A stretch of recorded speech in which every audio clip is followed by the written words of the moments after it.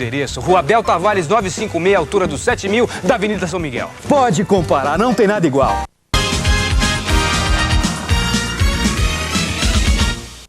O Brasil está a uma vitória da próxima fase da Copa Davis de tênis. Hoje em Florianópolis, Gustavo Kuerten e Fernando Meligeni derrotaram os franceses.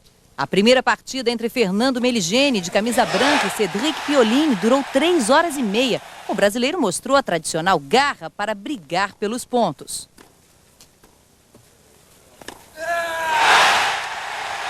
Meligeni chegou a estar perdendo por 2-1, mas reagiu e virou o placar.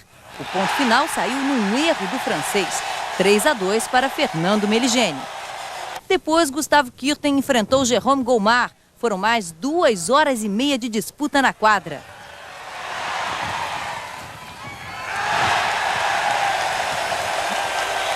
Neste lance, Guga mostrou muito empenho para devolver uma bola difícil e ganhar o ponto. O brasileiro venceu por 3-1 nesta jogada. Amanhã vai ser disputada a partida de duplas. No segundo dia de julgamento de Ildebrando Pascoal, uma testemunha reforçou as acusações de tráfico internacional e de assassinato contra o ex-deputado. Irineu Lima se diz horrorizado com tudo o que viu. Ele trabalhou 3 meses na fazenda do ex-deputado Ildebrando Pascoal e reafirmou ter sido testemunha de um crime atribuído a Ildebrando que chocou o Acre. O assassinato de Agilson Firmino, o baiano, que teve as pernas e os braços amputados. Segundo Irineu, um dos autores do crime foi Ildebrando Pascoal, que teria usado uma motosserra. A defesa do ex-deputado se baseia num laudo preliminar da exumação do corpo da vítima para contestar a denúncia. A motosserra, até o leigo sabe que se usada na carne, ela vai estraçalhar a carne. E o corpo da vítima não estava dessa forma. Irineu também acusa Ildebrando de receber na fazenda dele carregamentos de cocaína que eram jogados de pequenos aviões. Por ordem da Justiça, estas cenas vão ser reconstituídas.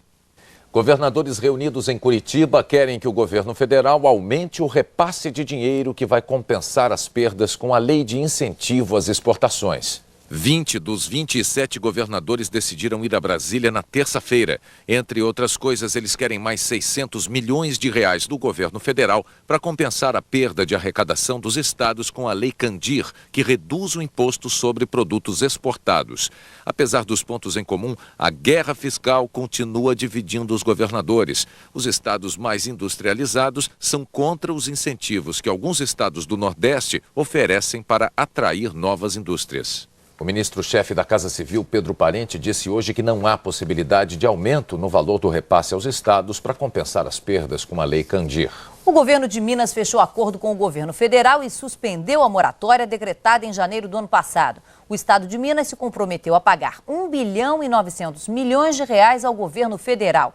Isso equivale a 10% do total da dívida do estado. A produção industrial brasileira fechou o ano passado com queda de 0,7%. Apesar do resultado, houve uma melhora no desempenho da indústria no fim do ano. Em dezembro, a produção chegou a crescer 8,8% em relação a dezembro de 98. O preço da cesta básica subiu em 12, caiu em 4 das 16 capitais pesquisadas pelo DIEESE. A maior alta foi em Fortaleza, 8,01%.